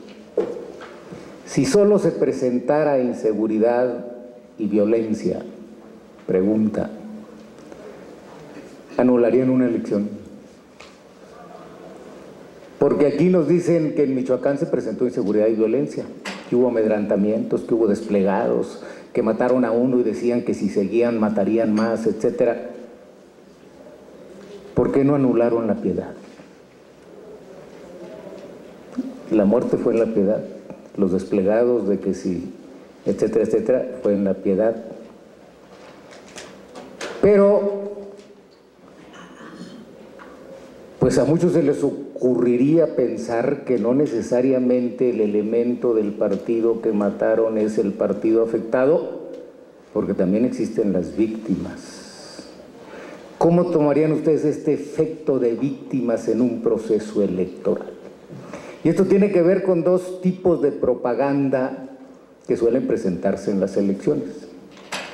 Por un lado, lo que llaman la propaganda sucia o la guerra sucia, la difamación, la calumnia, la mentira, que ha sido objeto de algunas de las otras comparecencias. Pero hay otra propaganda más perniciosa que la guerra sucia, es la guerra negra. La guerra negra ya no va sobre la difamación, la calumnia, el buen nombre, la honra, sino que busca precisamente inseguridad y violencia. Es cuando los candidatos se balacean y mandan matar candidatos, ese tipo de cosas. Y eso es muy, pero muy preocupante, porque la pregunta que hacía Manuel Camacho iba en ese sentido. Si se crean estímulos para ese tipo de comportamientos, pues habrá más ese tipo de comportamientos y por lo tanto habrá más inseguridad y más violencia en las elecciones. De ahí que el tema es profundo, es crucial, aislando solo este tema. Ustedes dirán, bueno, que es que las causales de nulidad pues son varias y son no solamente la inseguridad y la violencia. Y también podrán ir más allá y decir, no solamente hay que llegar hasta ese punto, sino hay que ver la determinancia. Y aquí entra otro ejemplo de Michoacán. Morelia. Morelia fue anulado, y ahí no hubo violencia, ahí no hubo inseguridad, ahí no mataron candidatos, ni hubo amedrantamientos, ni hubo desplegados. Pero apareció un boxeador con el logotipo de un partido, y ese sí fue un agravio fundado. De los muchos agravios, dos fueron fundados: el famoso emblema en el pantaloncillo y el cierre de campaña que supuestamente fue contratado por televisión, salió en televisión, de uno solo de los candidatos. Entonces dijeron, no, pues eso es inequidad. Lo otro también es inequidad. Bueno, primero había que demostrar que efectivamente el partido del emblema pues contrató al señor. Dice, no, es que hay la presunción fundada de que el partido lo contrató porque lo beneficia. ¿Y realmente lo beneficia? Ese boxeador perdió. Asocian el logotipo a un perdedor. O, peor aún, los incentivos que se generan. Si ese es un argumento para anular una elección, yo voy perdiendo la elección, pues contrato a otro boxeador o a un corredor de autos, etcétera, que use el logotipo de mi contrario para que le anulen la elección, y así, pues de perdido, para el perdido lo que aparezca. Entonces, obrar en ese sentido genera estímulos perversos, y sin embargo han incurrido en fallos que generan estímulos perversos. ¿Cuál sería su reacción ante estos dos factores? Y finalmente el de la determinancia. ¿Cómo medirían la determinancia? En el caso de Morelia dijeron, es que la diferencia fue menos del 1%, fue de 78%, entonces como fue menos de 1%, lo que apareció ahí pues pudo haber sido determinante sin que lo probaran. Es una especulación. Es una especulación, o yo no sé si fue una protesta para decir, bueno, es que hubo otro candidato que no ganó por el punto 7, ganó por el punto 3.6. Pues ese debieron anularlo también, pero ese no lo anularon, ¿por qué este sí? Son las preguntas que se hace la gente. Y evitar este tipo de especulaciones es muy importante para evitar una tendencia también perniciosa de nuestro tiempo, que es la pérdida de la confianza en las autoridades electorales. Por eso el puesto que ustedes van a ocupar es muy importante. El puesto que ustedes aspiran debe fundarse en principios. Y no debe permitir por ningún motivo este tipo de suspicacias o, lo que es peor, la pérdida de documentos. En Morelia sacaron documentos para probar argumentos. Dijeron, no, el partido que sacó el logotipo en el pantaloncillo del boxeador Pues sí lo contrató porque no se deslindó. No, sí se deslindó. Pero sustrajeron el documento de deslinde. ¿Cómo se demuestra? Ah, pues qué casualidad que sí apareciera en la sala superior ese documento de deslinde. Ah, aquí tenemos el video donde el señor que ganó apareció en la televisión y suponemos que contrató el tiempo de la televisión, pero sustrajeron los otros dos videos donde los otros dos candidatos también aparecieron en la televisión en su cierre de campaña. Entonces hubo sustracción de documentos. ¿Cómo se prueba? Ah, qué casualidad que sí aparecieran en la sala superior. Entonces, son temas de ética. Que hablaron de ética, hablaron de Durkheim, hablaron de... Pues más que un filósofo, era un científico del derecho. Y el científico del derecho está pegado a principios. De manera que las preguntas van en este sentido: inseguridad, violencia, determinancia, sustracción de documentos, pero sobre todo principios en el actuar del juzgador para acreditar y ganarse la confianza ante el electorado. Muchas gracias. Gracias, senador. Tiene el uso de la voz el doctor Ramos. Muchas gracias, señor presidente. Senador, el planteamiento primero, que es relativo a la inseguridad, si se anularía una elección sustrayendo todos los elementos al respecto. Inseguridad, en los términos de lo que se ha platicado y de lo que yo conozco en la materia electoral, incide en la afectación al principio de libertad del sufragio. Cuando una persona no tiene la posibilidad de decidir de manera autónoma, independiente y libre, ajeno a ninguna presión, no está ejerciendo el voto de manera democrática y libre. Esto incide directamente en la consolidación democrática, y si esto está aprobado en un expediente de manera clara y se tienen todos los elementos para establecer cómo se puede medir, bueno, todos los votos a favor de un solo partido generarían un elemento que habría que considerar. No puedo hacer un pronunciamiento, no debiera, porque es inapropiado sin tener las constancias que me permitan hacerlo, pero en el ejercicio hipotético que usted nos pone, yo creo que no tengo ningún impedimento para decir que si esto está demostrado y que si existe una afectación generalizada respecto del principio de libertad del sufragio, la obligación del juez constitucional electoral es hacerlo patente en un expediente, hacer los señalamientos y hacer un pronunciamiento de la afectación al principio constitucional que se encuentra afectado. Y si hay elementos que permitan sustentar de manera razonable y racional la determinancia, ¿por qué no hacer el pronunciamiento de declarar nulidad? Esa es mi convicción respecto de ese primer planteamiento. En el segundo, efecto víctimas. El efecto víctimas es algo que ya sucedió en el país. Tamaulipas, asesinaron a un candidato y su hermano asume la participación en la misma contienda electoral. ¿Cuál fue el efecto? Pues el efecto fue que se sumó digamos, en ese momento la población al apoyo de este candidato y bueno, tuvo la posibilidad de salir vencedor en ese proceso. Ese creo que es uno de los efectos que producen la afectación de las víctimas. Propaganda negra y propaganda sucia. Determinancia, Morelia. A ver, este es un caso paradigmático para el país y sin duda, a partir de este precedente se establecen otros nuevos insumos. El planteamiento cuando llegó a la sala regional llegó con los elementos que obran en el acuse de recibo, y eso me parece que es muy importante, senador, que se tome en cuenta que una sustracción sí se puede probar, porque cuando llegan los elementos que integran un expediente se describen detalladamente en el acuse de recibo, y si eso está justificado, ¿por qué no se realizan las acciones correspondientes en contra de los responsables de esta situación? No lo hay, porque en el caso personal yo conozco las constancias de autos, sé lo que se describió en el expediente y no hay ninguna falta de elementos. A ver, ¿por qué si llegaron a la sala superior? Es una explicación muy clara. Hubo una denuncia ante el Consejo General del Instituto Federal Electoral, que es un procedimiento administrativo sancionador que no tiene que ver con el procedimiento del juicio correspondiente para analizar la validez de la elección. Son materias distintas, son consecuencias distintas. ¿Qué dijo el Consejo General del IFE? Que es muy interesante tener conocimiento de eso. El Consejo General del IFE dijo, sí hubo un deslinde del partido político de manera oportuna. Dijo, el boxeador hizo ejercicio de su libertad de expresión. Es una falta menor. La televisora transmitió de manera simultánea, entonces, bueno, pues no estaba en posibilidad de hacer nada.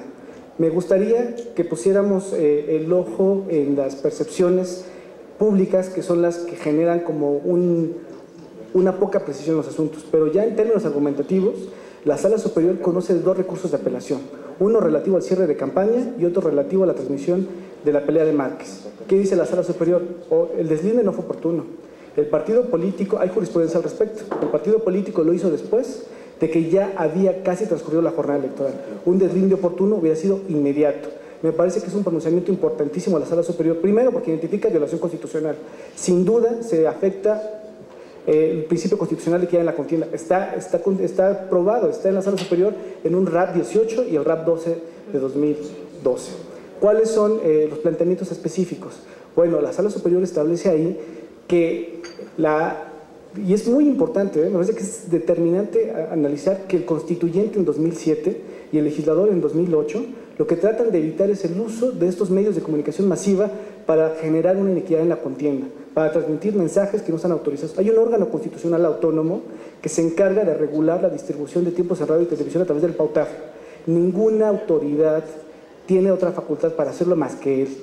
Cuando se transmite un cierre de campaña en radio y televisión, pues hay una violación constitucional, pero no nada más es eso, al artículo 41 de la Constitución, sino es en contra del sentido del constituyente de 2007 para evitar este uso de prácticas. A ver, culpa invigilando creo que es determinante. La culpa invigilando aquí, y se ha asumido por todos los partidos políticos, y creo que es algo de la doctrina que el tribunal ha establecido al respecto, que consiste en que si tú tienes conocimiento de una conducta que te beneficia, te tengas que deslindar de manera inmediata. Bueno, esto se tuvo conocimiento en radio y televisión nacional, periódicos de nivel nacional. Era imposible que no se tuviera conocimiento de este hecho para el deslinde oportuno. Serían mis comentarios, señor senador. Muchas gracias. Maestro Martel, por favor. Sí, gracias. Una elección se celebra con la intención de que subsista la voluntad ciudadana para elegir a sus gobernantes en diferentes ámbitos. A partir de que los ciudadanos expresan su voluntad, claro que los contendientes pueden cuestionar la validez de esa elección a través de diversos medios. La violencia, la inseguridad, rebase de topes de gastos de campaña, actuaciones indebidas de funcionarios, etcétera, entre otros muchos aspectos pueden hacerse valer en causas específicas o en causas genéricas para pretender la nulidad de una elección por un partido o una coalición, un candidato que no se vio favorecido en esa elección. Bueno, pero hay una cuestión. Un planteamiento de nulidad, por empezar, tiene que basarse en hechos relevantes. Es decir, las partes cuando plantean la nulidad de una elección tienen que comenzar por hacer afirmaciones sobre hechos que consideran viciaron esa elección. ¿Sí? Decíamos, por ejemplo, en el caso, como lo advertía el senador, la violencia en Michoacán. ¿Qué impacto tuvo esa violencia en diferentes elecciones en Michoacán? Efectivamente, pudiera darse esa violencia en dos aspectos. Una, que se tratara de hechos aislados o crímenes aislados que ninguna injerencia efectiva tuvieran en la elección. Sí, pudiera darse hechos aislados en rancherías, en un baile, etcétera. Pero ese otro tipo de violencia que usted mencionaba, aquella que se hace con la intención de generar un impacto negativo y que el electorado se inhiba de acudir a las urnas, que genere temor en los candidatos. ¿Sí? Bueno, vamos a partir de uno y otro. Descartamos por empezar el primer tipo de violencia. Aquella no resulta relevante para la elección. Sin embargo, la otra sí, el otro tipo de violencia. Bueno, más bien que estimamos que las afirmaciones que se hacen sobre esa violencia pudieran ser relevantes para la elección. Bueno, a partir de que sí estimamos que pudieran tener un impacto negativo en esa elección, vamos a tener que atender a un elemento, vuelvo otra vez al elemento objetivo. Esas afirmaciones que se hacen sobre esos hechos de violencia tienen que estar respaldados por elementos de prueba. Es decir, no podemos partir de un juicio paralelo, conocido como juicio paralelo, que luego hacen los medios de comunicación, las propias gentes que sienten ese tipo ese mismo sentimiento en determinado ámbito. A partir de ahí, si se llega a demostrar con elementos pertinentes de prueba, pero hablamos de elementos pertinentes de prueba, no cualquier tipo de prueba, sino las pruebas pertinentes para acreditar esa violencia, entonces a partir de ahí esos hechos sí los podemos tomar como relevantes e importantes para una elección.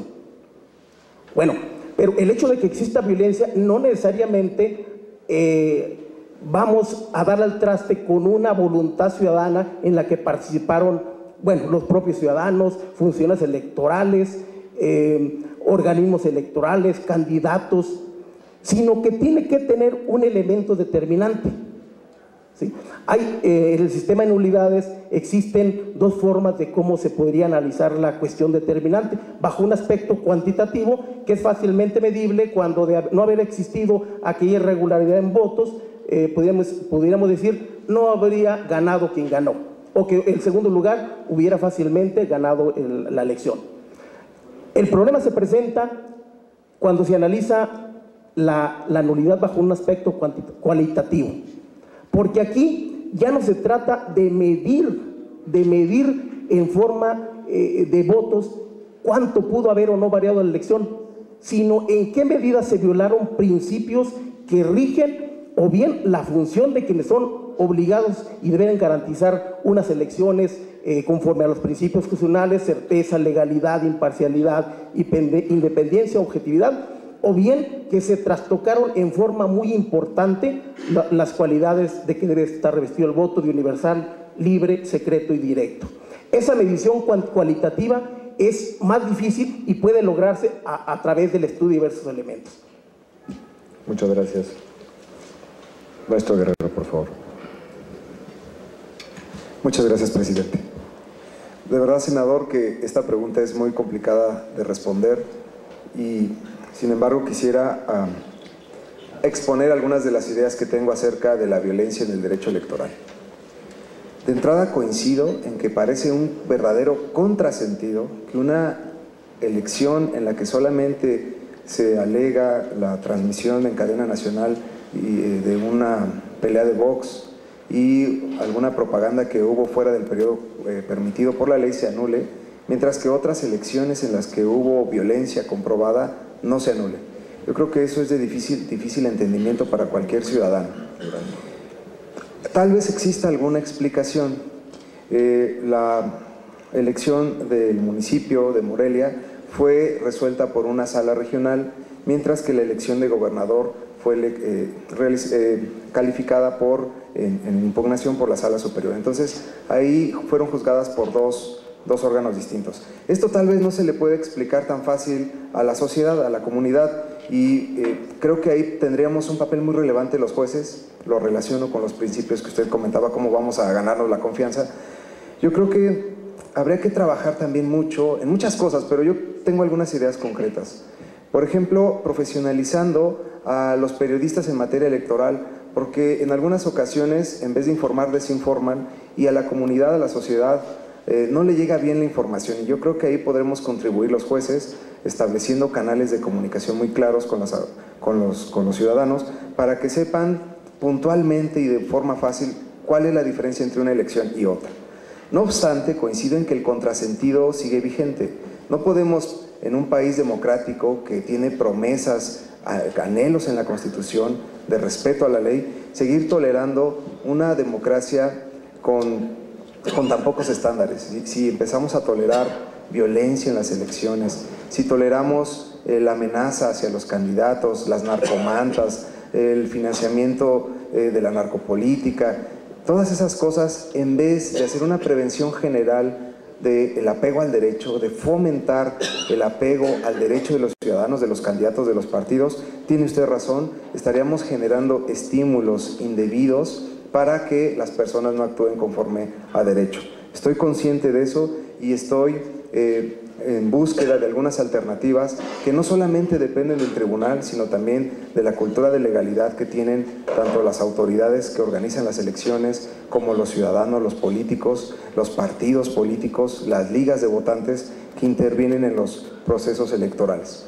Luego viene este tema de que, asumiendo que está plenamente probada la violencia en una elección y que los jueces tienen todas las pruebas, yo sin duda, sin ambages, en forma directa se lo diría, si se violó el principio de equidad en la contienda y la libertad del voto, que es lo que estaría detrás de una elección, definitivamente sí anularía, porque creo que debemos de generar sentencias que estimulen, que provoquen, que los ciudadanos tengan conductas ejemplares. Y repito, no ejemplares conforme a lo que yo opine o lo que opinen mis compañeros de sala, sino ejemplares en torno a los principios, a los valores que están en la Constitución, que esos ya son, digamos, la moral positiva, la moral vigente que nos hemos autoimpuesto todos los mexicanos, y con base en eso las sentencias deben de provocar que los ciudadanos se actúen conforme a ella.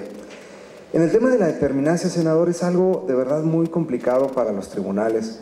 No nos lo podemos quitar de encima, y no es porque ellos se lo hayan inventado en alguna resolución. Estas son de las pocas cosas que no son producto de la jurisprudencia del tribunal. Están expresamente contempladas tanto en la Constitución como en la ley. Y tampoco, creo yo, hay que alarmarse tanto por este concepto de determinancia, que a veces se diluye fácilmente, es muy ambiguo, pero creo que en todos los países existe, porque yo no me imagino anular una elección en la que hubo rebase de topes de gastos de campaña por 50 centavos. Creo que ahí sería pues algo muy difícil de sostener, no sería ni razonable ni de sentido común. Por tanto, este concepto de determinancia sí que tiene algún sentido. Lo malo es que a veces no se usa adecuadamente, y ahí es donde entra lo que usted dice. Para usarlo adecuadamente hay que tener principios, hay que ser un juez valiente, de buen juicio, recto, decente, que juzgue todos los casos que se someten a su consideración con la misma vara, porque si no va a estar eligiendo arbitrariamente los asuntos, y dependiendo de la importancia del asunto, del político en cuestión, va a resolver conforme él considere pertinente. Para eso, reitero, no tiene más que ajustarse al marco constitucional. Le agradezco mucho su atención y su pregunta, senador. Ha concluido la primera ronda de preguntas, y para la segunda ronda únicamente tengo inscrito al senador David Monreal. Adelante.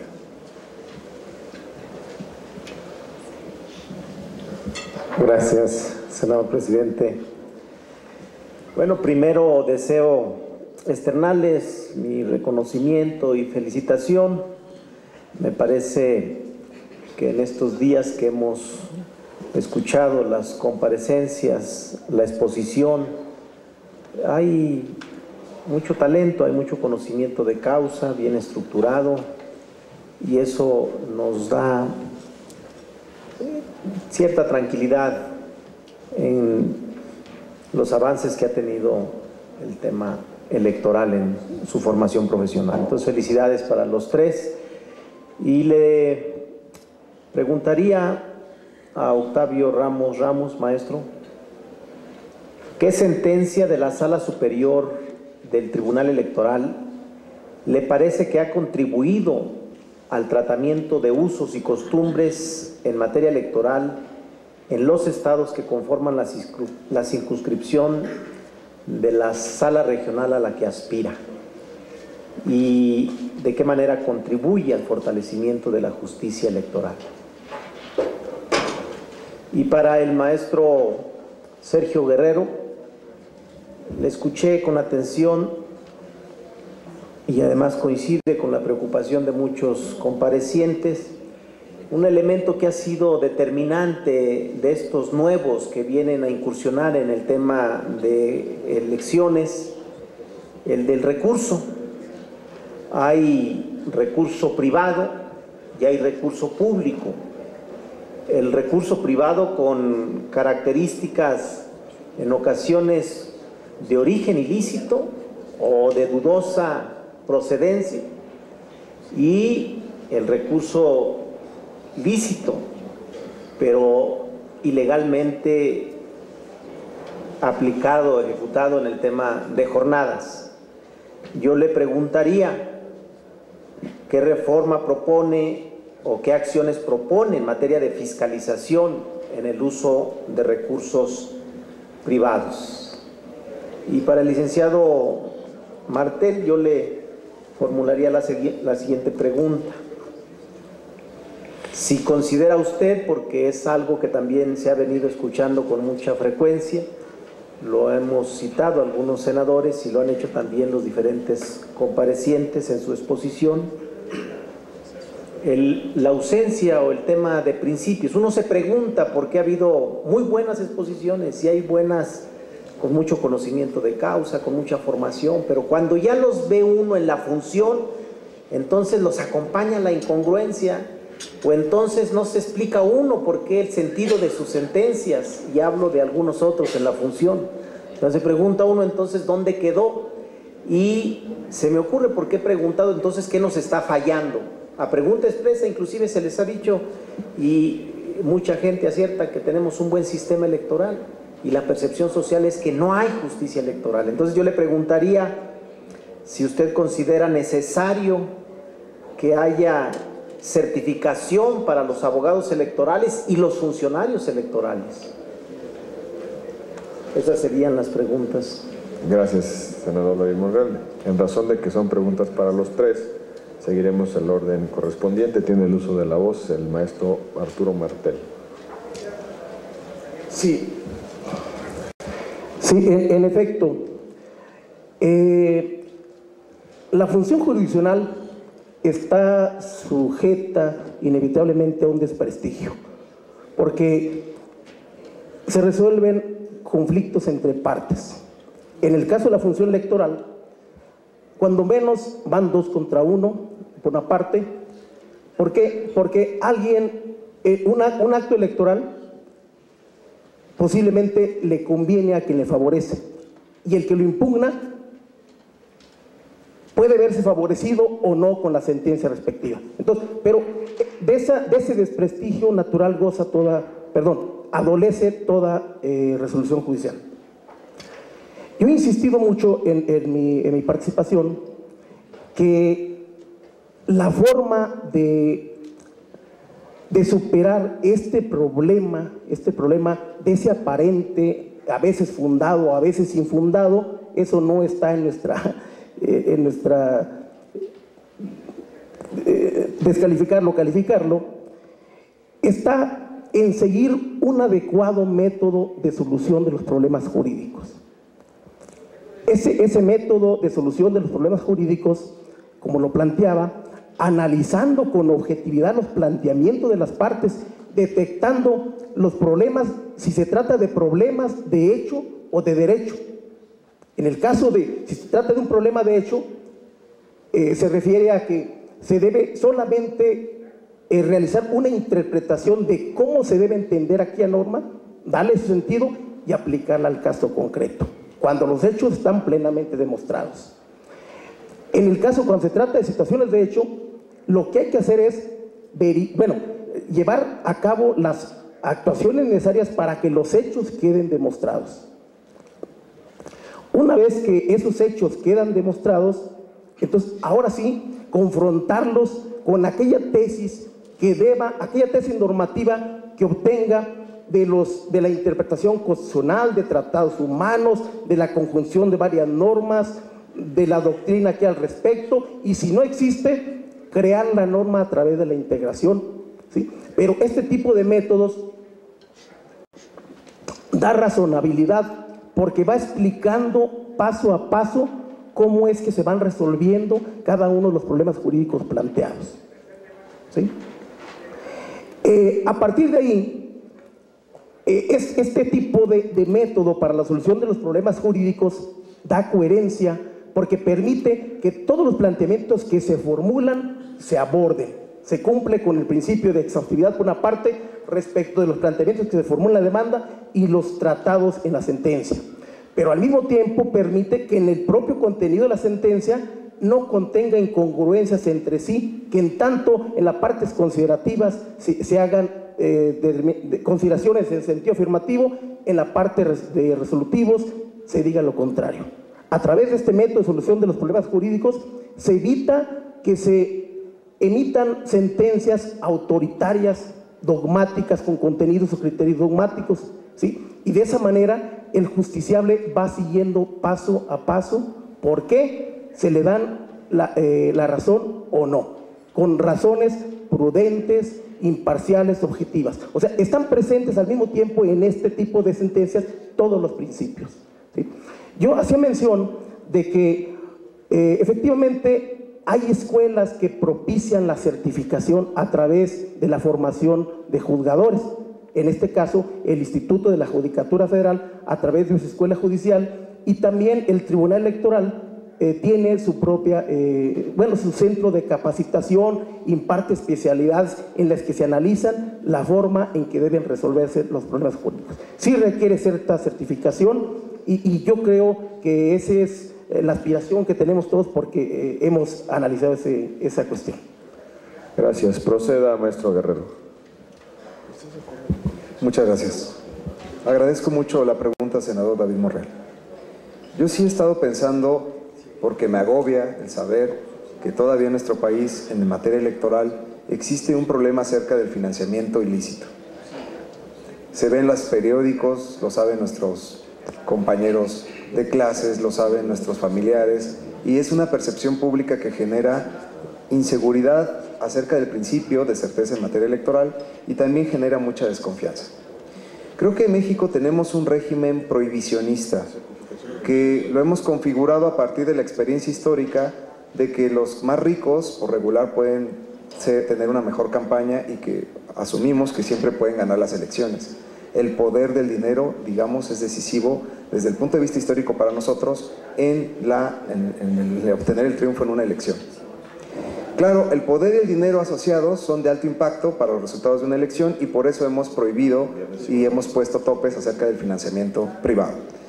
A diferencia de México, por ejemplo, en Estados Unidos, gracias a una sentencia muy famosa, Citizens United, se considera que dar dinero a un candidato no es más que una manifestación de la libertad de las ideas y por tanto entra dentro de la libertad y los candidatos pueden recibir dinero privado casi sin límites. Y ese es un modelo totalmente diferente. La diferencia, creo, la más importante, es que allá sí quedan claros los apoyos de qué empresas y de quiénes se dan a cada candidato. En México, como tenemos unos topes muy bajos, al 10% máximo de lo que reciben de financiamiento público, pues muchas veces no sabemos quiénes apoyan bien a los candidatos. Y pues teniendo en México a muchos hombres poderosos de los más ricos del mundo, pues seguramente que algo está pasando en nuestro régimen electoral. Yo he propuesto, con base en la experiencia, algunos mecanismos que considero que podrían auxiliar en una fiscalización más clara. Todo esto tendría que ver siempre con una reforma legal, porque desafortunadamente, como están las cosas, pues no hay manera de que los jueces entren directamente a fiscalizar. Ningún tribunal electoral lo podría hacer, dado que esa es una competencia administrativa. Primer problema respecto del cual yo tendría alguna propuesta es acerca de la forma en que está diseñado nuestra autoridad fiscalizadora.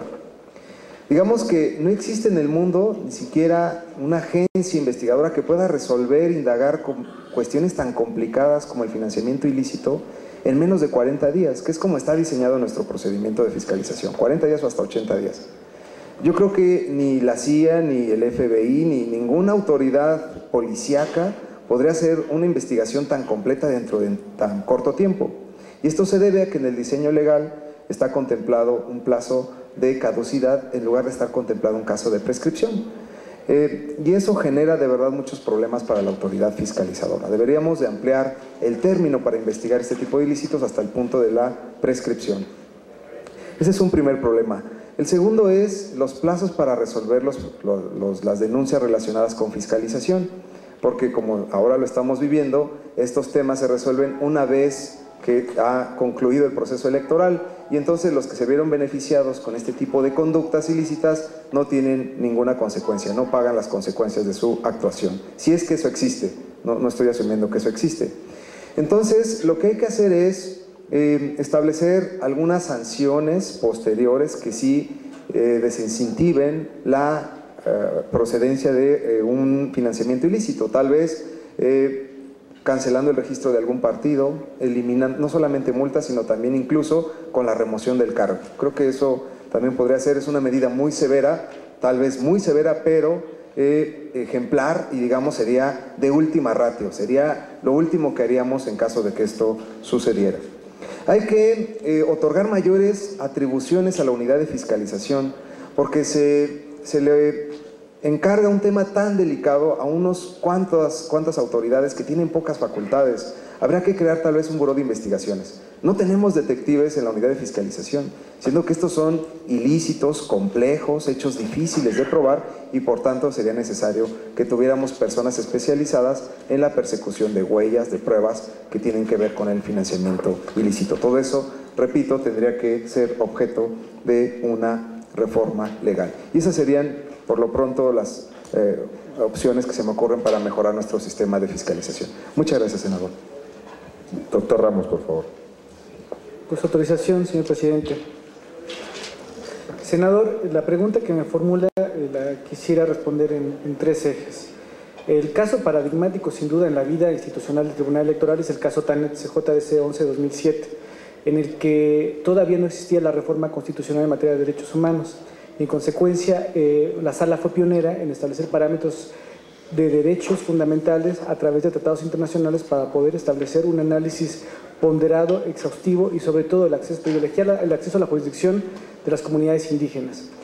Hace rato participé algo del asunto en el sentido de que ya era extemporánea la presentación de la demanda y la Sala Superior analiza que no estaban en condición de conocer la publicación del periódico oficial, que no tenían la condición económica ni tampoco la capacidad de entender la lengua en la que estaba escrita la publicación oficial y tampoco de que tuvieran de manera inmediata la comprensión de las consecuencias y que llegara de manera oportuna. De ahí se amplía la jurisdicción, me parece que es muy importante, parafraseando también a Ronald Dworkin, este es un caso evidente del formalismo jurídico y el axioma de los valores. El derecho diría, pues es extemporáneo, vamos a tratar a todos igual. En este caso particular, atendiendo las circunstancias económicas, políticas, culturales de esta comunidad y observando el propósito constitucional que está previsto en el artículo 2, la Sala Superior lo que hace es obsequiar el acceso a la justicia a estas comunidades y sentar un precedente extraordinario que es la suplencia absoluta de la deficiencia de la queja. ¿Por qué en tres ejes dije que iba a responder la pregunta? Porque ese es un antes y hoy hay un después. Hoy el asunto que ha marcado un paradigma me parece que es el caso Cherán. El caso Cherán debió de haber sido resuelto por una sala regional.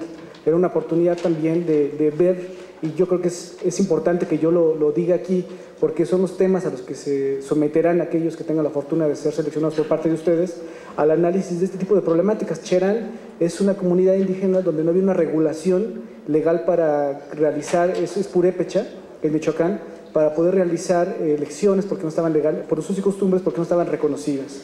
El Estado en la jurisdicción local no les dio respuestas satisfactorias, dijo, oye, pues no está previsto, no tengo condiciones para implementarlo. Ese es el paradigma legal. ¿Qué es el axioma de justicia? Que al tenor del propósito del constituyente en el artículo 2 que reconoce el derecho de esas comunidades a que se autodeterminen y también que impongan sus reglas y que tengan procedimientos democráticos, dijo, el Instituto Electoral del Estado de Michoacán tiene la obligación de implementar los mecanismos que permitan que lleven a cabo las elecciones por sus usos y costumbres. Me parece que ese asunto pone en la mesa la problemática y la capacidad resolutora que van a tener los regionales cuando asuman esa responsabilidad. ¿Cuál es el tercer punto, señor senador, que quisiera tocar? Es un asunto de la Sala Regional Jalapa que tuvo que ver con un asunto de Miahuatlán. El Tribunal Electoral del Estado de Oaxaca tiene procedimientos específicos para materia indígena. Tiene un juicio para la protección de los derechos indígenas y tiene un juicio de inconformidad indígena. O sea, dentro de su normativa tiene particularidad esencial para el tratamiento de estos juicios. ¿Qué resolvió el Tribunal Electoral local? Que se declaraba la nulidad de la elección de una comunidad de Miahuatlán porque en el proceso que está previsto por sus usos y costumbres es la conciliación. Es decir, que aquellos pequeños fragmentos de esa comunidad tienen que reunirse a discutir las reglas del procedimiento que van a tener y cómo va a ser la votación. ¿Cuál fue la conducta irregular que se excluyó de la negociación, digamos, en este caso de las prácticas conciliatorias, a determinados sectores que no comulgaban con la ideología de los que tomaron la decisión de renovar esa autoridad municipal? La Sala Regional asume el conocimiento de este asunto y cuando analizan el fondo dicen, bueno, efectivamente, aquí hay una afectación al principio del sufragio. Esto tiene que ver también con universalidad. Los que participaron en la designación de esta renovación de autoridades no fueron todos los que integran la comunidad, entonces el sufragio en sentido amplio no fue universal. Y confirma la declaración de nulidad. Me parece que estos tres ejes que estoy planteando evidencian la oportunidad que se tiene al resolver este tipo de asuntos. Y bueno, por supuesto, caso Cherán tiene un extraordinario estudio sobre el desarrollo de la reforma constitucional del artículo primero, los criterios de interpretación. Me parece que es pedagógica. Yo recomendaría que se analizara y que se discutiera esa cadena de análisis constitucional de la reforma del artículo primero de los tratados internacionales. Será mi respuesta, señor senador. Muchas gracias. Se ha inscrito para formular pregunta en esta segunda ronda el senador Carlos Puente. ¿Me pueden ayudar con el micrófono, por favor? Sería una pregunta solamente, presidente, para tratar de obviar el tiempo. Y sería para el maestro Guerrero Olvera. me diera su opinión acerca de cómo ve el tema de la judicialización de la política y cómo cree que esto influye en la independencia de ustedes como juzgadores. Es cuanto. Proceda, maestro Guerrero, por favor.